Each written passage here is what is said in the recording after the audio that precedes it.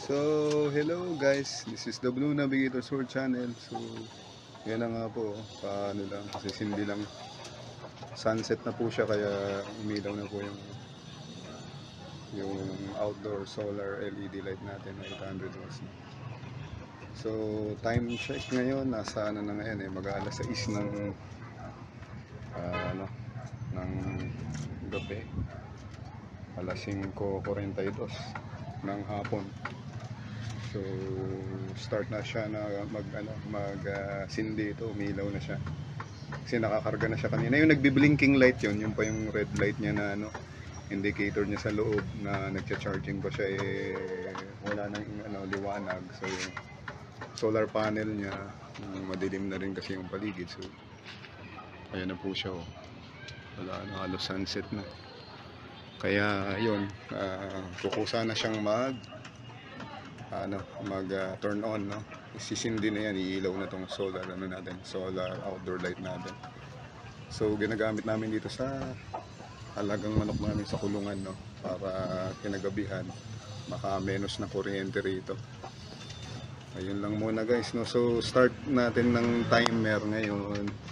Alas 6 ng gabi nagsimula siyang umilaw, no? So bukas uli ng umaga titingnan natin kung hanggang anong oras siya aabot, no? Hanggang bukang liwayway o sunrise. Yun lang po muna guys, i-edit ko pa uli ito. Thanks for watching, stay safe, bye bye.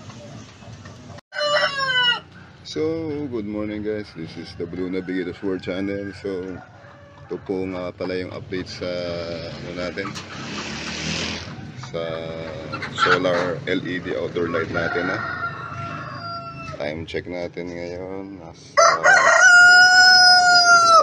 5 na halos.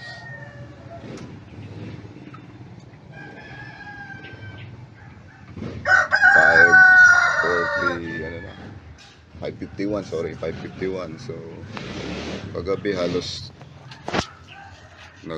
nagsimulang sumindi. 5:42 ba yun? 5:43 ng gabi. So halos 12 hours na rin yung lumipas. Ito pa rin po yung performance ng solar LED outdoor light namin. May ilaw pa rin po siya. So yan, time check 5:52 na ng umaga. Malapit na pong mag sunrise. So yan nga po, pinapakita ko lang na abot po ito ng hanggang umaga, no? Yung performance ng 800 watts na ito solar LED light natin. Maya maya po pag pag liwanag na, kusa na po siyang magcha-charge, na yan, magbi-blinking na yan siya.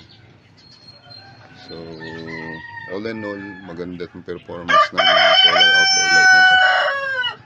Abot siya ng hanggang umaga, so makakatipid kayo sa kuryente.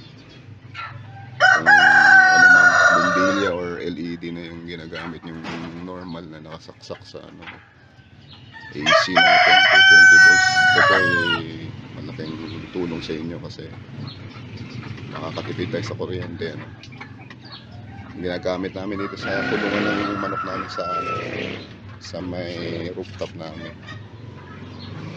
So yan, all in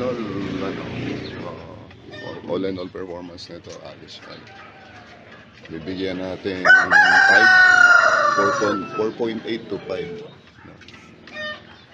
Yan yung pinagandaan niya. So yan, bibigay ko na lang yung link sa inyo dun sa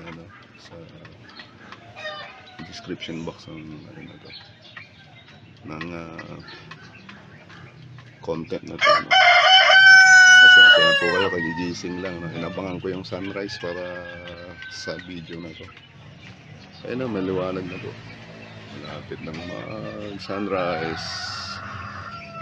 Okay, yun lang po ang update natin. Once again, this is the Blue Navigator Sword Channel. Ingat po kayo, stay safe, God bless, bye bye.